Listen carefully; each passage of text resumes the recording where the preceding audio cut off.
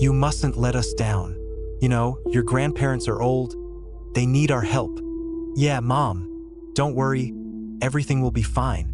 All right, now go, my mom said, kissing my cheek and heading towards the car.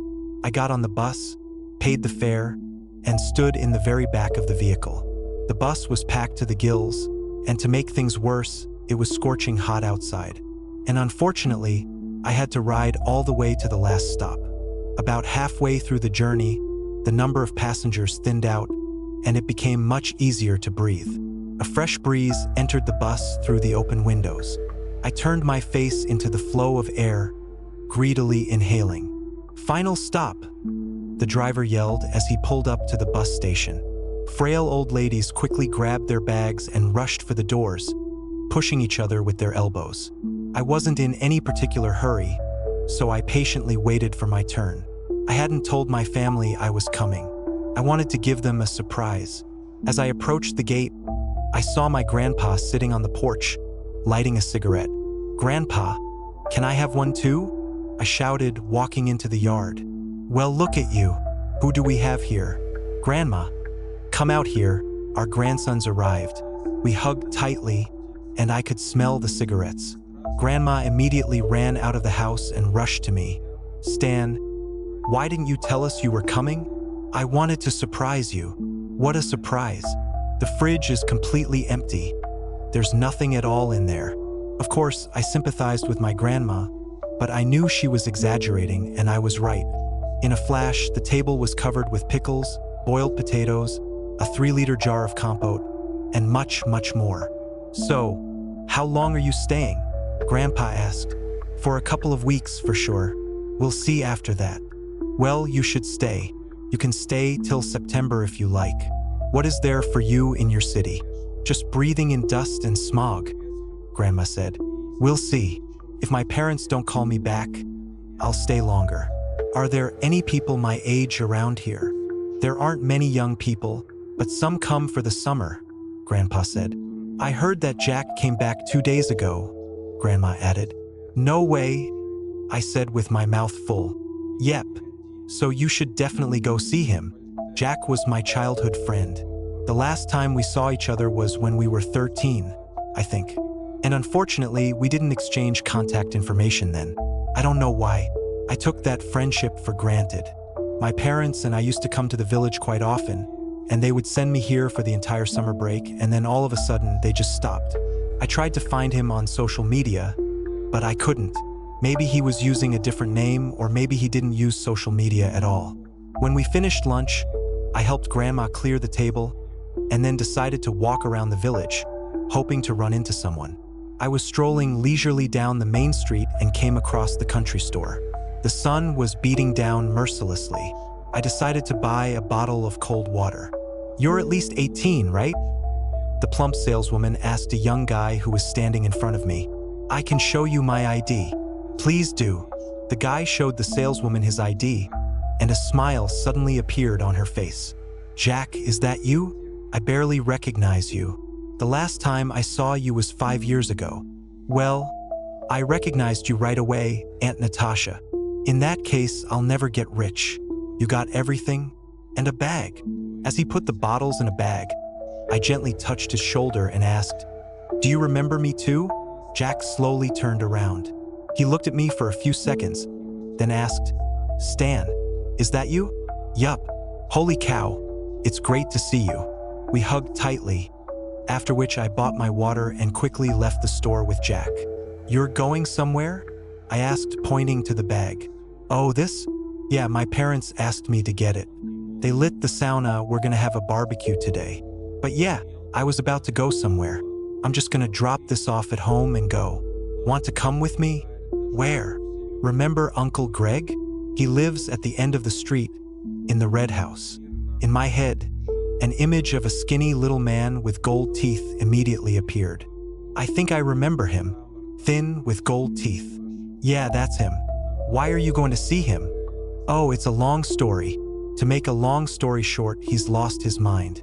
The old ladies here, including my grandma, keep an eye on him.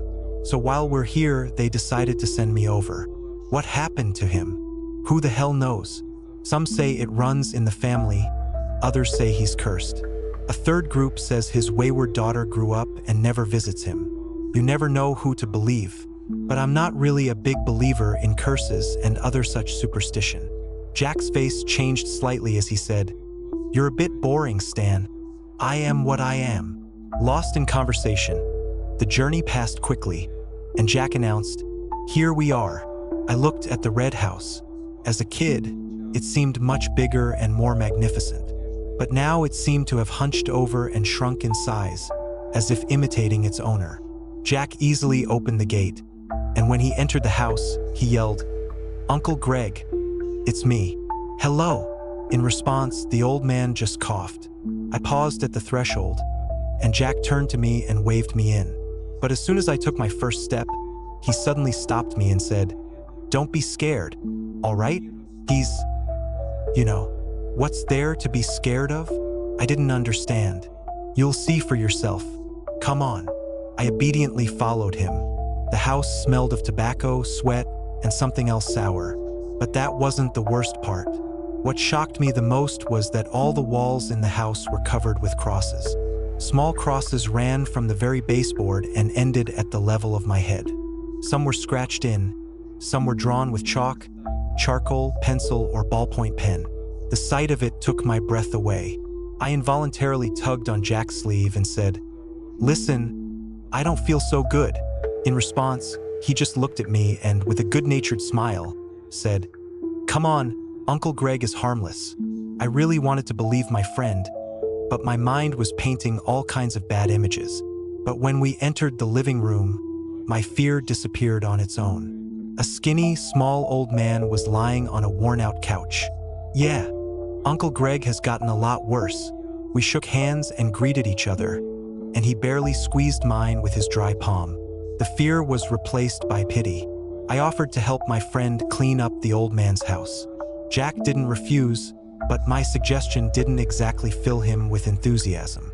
We spent about a couple of hours cleaning, and during that time, Uncle Greg didn't say a word. It was only when Jack said goodbye, telling him the food containers were in the fridge and that we were leaving, that the old man came to life and shrieked, "Boys, don't go. Do you hear me? Don't go to the dried-up lake. There's nothing to do there after sunset. You can go during the day, but after sunset, don't you dare step foot there." The old man croaked. It sent a shiver down my spine. Jack, by all accounts, had gotten used to this and replied, "Don't worry, we won't. Goodbye, Uncle Greg. Take care. Got any plans for tonight?" Jack asked when we got outside the gate. "Not really. So, maybe we can meet up then?" "Yeah, sure. I'm up for it." "Great. I'll come by for you later." "Okay." As we walked, we chatted about all sorts of nonsense. When I got to my house, I realized how much I missed my old friend and that I hadn't had enough time to talk to him during this short walk. We definitely needed to catch up and meet up again tonight. However, my family had other plans. Grandpa had grilled fish over a fire, Grandma brought out her homemade liqueurs, and we spent the evening in a small family circle. But just in case, I asked beforehand if I could see Jack if they went to bed early. Grandma and Grandpa agreed, but everything went off script, and I ended up passing out first. Grandma's liqueur was deceptive.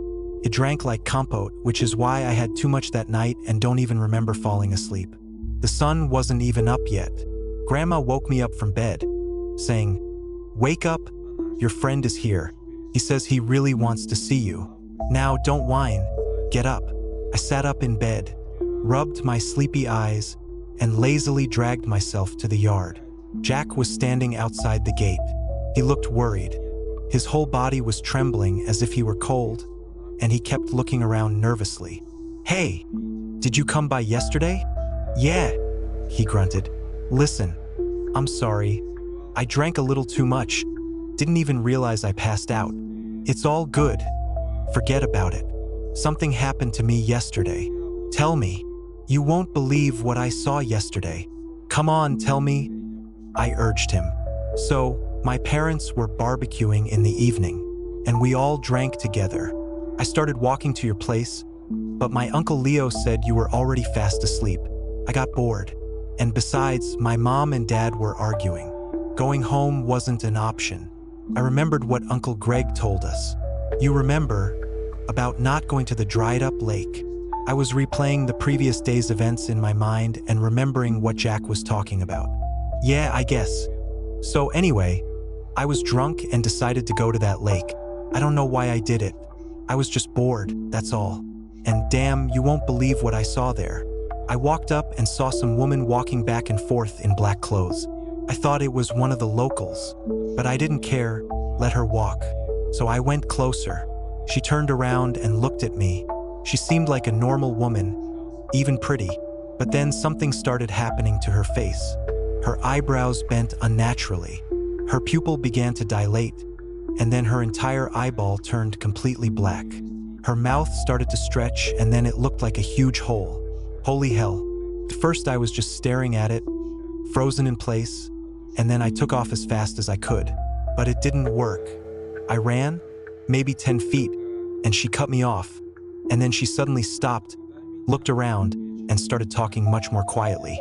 Then it was like she multiplied. First, 2 more of them appeared on either side of her, and then more and more, and they started to circle me in a kind of dance. My head started spinning, I threw up, and then I passed out. And just before I lost consciousness, I saw them all crossing me, kind of, but it wasn't a normal cross. You know, like from the bottom up or something. Yeah, that's all. As soon as I came to, I ran right to you. To say I was shocked by his story would be an understatement. Especially his last few phrases made me feel uneasy. When Jack was talking about how those women crossed him, I was instantly reminded of Uncle Greg's house, where everything was covered with crosses. I just stared at him for a few seconds, processing what I'd heard. Then I managed to say, "Didn't your parents look for you?" "No, there were no missed calls on my phone. They told me I could come back in the morning. Besides, they were dead drunk." "I see. Well, don't worry about it. I think the locals are just playing a prank on you." "How much did you drink?" "A lot." "Well, there you go. You were probably just imagining things. Go home and sleep it off, and I'll try to find out what all this is about from my family. Listen, if it's not too much trouble, would you walk me home?" "I'm still shaking," Jack pleaded pitifully. "Sure. Let me just tell Grandma." As we walked, I watched Jack closely, but I didn't notice anything strange. However, when we walked past the church, he suddenly and without warning crossed himself. I tugged on his sleeve and asked, "What are you doing?" "Oh, forget it. I got scared." Now I was scared too. We walked the rest of the way in silence, and on my way home, I involuntarily kept looking around. That day, the old folks didn't let me sleep in properly and immediately put me to work. Mostly, I had to spend the whole day in the garden, not counting other chores around the house. The next day was pretty much the same, and it just so happened that I didn't leave my yard for a couple of days. But then at dinner, Grandpa suddenly said to me, "Tomorrow, you'll help me in the garden in the morning, and then you can go hang out. You and Jack should go down to the river. They're predicting a heat wave tomorrow." Jack, right? I wonder how he's doing. I thought to myself, but didn't say it out loud. I just agreed with Grandpa. The next day, I was determined to go see my friend. To be honest, I was scared. I don't know exactly what of, but a little voice inside me was practically screaming that something bad was bound to happen. I got to Jack's house, opened the gate, and immediately ran into my friend. He was standing on the porch with a cigarette in his hand. Just looking at him made me feel cold all over. My friend was holding an extinguished cigarette between his fingers. Particles of ash were still on it, and the rest of the ash had scattered in gray clumps on the porch. His gaze was fixed on nothing, as if he hadn't noticed me. Our staring contest lasted for about half a minute, after which I walked up to him and shook him abruptly by the shoulders. "Whoa!" he yelped. "What are you doing?" "I was just thinking." The way he said the word just grated on my ears. It immediately reminded me of the speech of the mentally ill Uncle Greg. "Repeat what you said." I said I was just thinking." "Are you all right? Is everything okay?" I asked worriedly. "No, I can't sleep properly." I felt a little better after hearing his words. Maybe it was all due to lack of sleep? It was probably inappropriate to compare him to a seriously ill old man. "You know what? Let's go for a walk." My friend visibly livened up at my suggestion, tossed the burnt out but into a can, and we went outside. In general, Jack reminded me of a student during finals week. If he wasn't sleeping at all, it was understandable why he was acting that way. I tried to distract my friend from his bad thoughts and started lecturing him. "Listen, you have to take care of yourself. You should try to see a doctor. Or talk to your parents, yeah, or your grandma at least. Maybe she'll have some good advice." He nodded like a bobblehead at my words, then suddenly stopped and crossed himself when he saw the church. And that's when I noticed that he was drawing an incorrect cross in the air. I felt sick. I was overcome with a feeling of hopelessness and fear. I don't even know how to describe it properly. It felt as if it wasn't my childhood friend standing in front of me, but someone else. Someone else had taken up residence in his body. I immediately took off for home under a made-up excuse. I really wanted to know what had happened to my friend, and if there was any way to fix it. My grandma was home. I'll find out from her, I thought, and rushed to the kitchen. Seeing me, she froze, and I asked worriedly, "What's wrong, grandson?" "Grandma, you've lived here your whole life. Tell me, why can't we go to the dried-up lake?" "Did you go there, you fool?" "No, there's nothing to do there. I'll find out, and I won't care that you're an adult. I'll spank you so hard you won't know what hit you, and then I'll send you back to the city." "I didn't go there. What's so special about it?" "It's none of your business. Help me peel potatoes instead." Talking to Grandma was useless. I decided to find out from Grandpa, and while he was smoking on the porch, I quietly asked him about this strange place. Grandpa took a deep drag on his cigarette, exhaled a cloud of smoke, and began to tell the story. "That lake dried up even before I was born. They say a dark force lives there. It appears in the form of a woman, and she supposedly drives people mad. Only men, though. After the war, there were already few men left, and then this evil spirit appeared. I don't believe in it, though, because there weren't all that many cases of madness in our village. But I've never been there myself. Not because I was scared, but because there's nothing to do there." Grandpa didn't really tell me anything else, and besides him, there wasn't anyone else I could ask about that place. Jack stopped coming out. His parents wouldn't let me into their house. His father looked gloomier than a thundercloud, and his mother's eyes were always swollen and red. I knew things were bad, and I didn't want to leave it be. Today Jack lost his mind. How many more would it destroy? Besides, my own family lives here. I couldn't fall asleep that night. All I could think about were my grandparents. What if one of them ended up there? What then? Horrible thoughts crowded into my head. I couldn't fall asleep at all, and I was pacing back and forth in my room like a wind-up toy. Tears welled up in my eyes from fear. It was one thing to see the crazy Uncle Greg, and another to see my childhood friend go mad. I have to do something, I thought, and started getting ready. I got dressed, put a cross around my neck, and took a knife with me just in case. Driven by fear, I crept out into the yard on tiptoe, left the gate, and headed towards the dried-up lake. From a distance, I was able to spot some movement. As I got closer, I realized that a dark silhouette in black clothes was pacing back and forth, as if waiting for someone. I wanted to sneak up on her and slash her throat with the knife, but I couldn't. The figure in black turned around. I saw a beautiful woman in front of me. She stood motionless for a few seconds, and then the events unfolded exactly as Jack had described. The stranger's face began to change. Her eyebrows arched, her eyes turned black, and her mouth stretched hideously. No normal person could open their mouth that wide.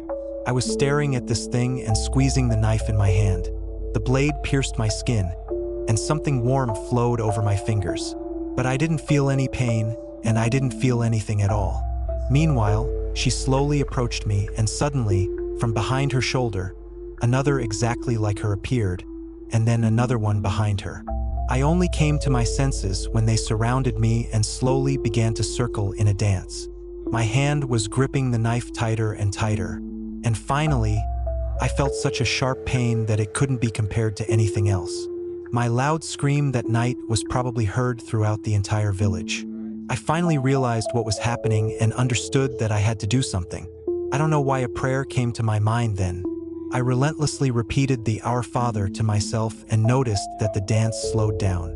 Then I started to say it out loud, and the more confident I sounded, the slower their steps became. Eventually, they stopped, and then one after another, they began to disappear. Only one of the evil spirits was left in front of me. She just stood there and did nothing. I was afraid to stop praying, but at the same time, I was afraid to do anything else. And it was only when her right hand, with her fingers curled into a pinch, slowly began to rise upwards, that I, without even thinking, grabbed the knife by the hilt and forcefully struck her several times. The blade went through her body easily, as if it were butter. Black liquid flowed from the wounds. The creature began to melt like a candle, and then nothing was left of her but a viscous dark liquid that the earth immediately began to absorb. I don't remember how I got home that night. I woke up in the morning completely drained. I barely made it to the wash basin, and in the small mirror, I saw that blood was flowing from my nose. Before I could do anything, I lost consciousness. I was taken to the hospital in the district center by ambulance. I was there for quite a while, about a month. The first few days were a blur. My poor grandparents almost went crazy, and Jack did go crazy after all. He was also in the hospital, but in a different one. Now he is on record with a psychiatrist and is considered legally insane. Rumors about that lake immediately began to spread through the village, and this is the story that reached me. A long time ago, a girl drowned herself in that lake because of a broken heart. She supposedly wrapped a rope around her neck and jumped from the steep bank. Seems she just stayed there, but in a different form. When the war started, many people lost their minds. At the time, no one paid attention to it. But when the war was over, the villagers quickly realized what was going on. The local priest supposedly blessed the lake, but it didn't do any good. So people started to avoid the place, and then it was all forgotten. And they started going back to that lake again, but with caution. They tried not to stay there until nightfall, but for some reason, Uncle Greg stayed too long, and Jack, he got bored. He wanted to see for himself. Well, now he's seen it.